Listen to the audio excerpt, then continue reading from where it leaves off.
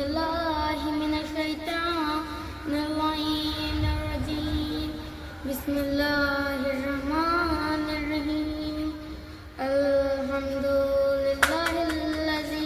أبدى الأخلاق والأرزين صاحب التاج والمراج والبراق والألم دافع البلاء والوباء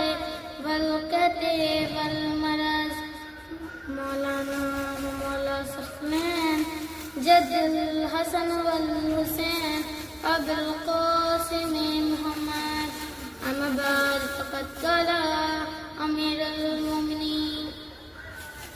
شاہ مردہ شیر ازدہ قوت پروردگار لا پتہ الا علی لا سیف الا ذوالفقار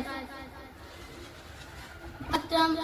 چند لفظوں میں امام علی پیش کرنا چاہتی ہوں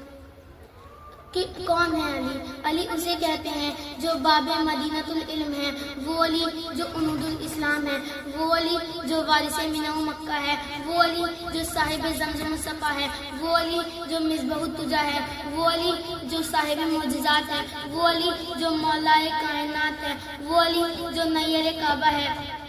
وہ علی جو برجائے انما ہے، وہ علی جو کل ایمان ہے، وہ علی جو کلمۃ الرحمن ہے، وہ علی جو کلمۃ الرحمن ہے، وہ علی جو فتح خیبر ہے، وہ علی جو فتح و خندق و حنین ہے، وہ علی جو علم یدونی ہے، وہ علی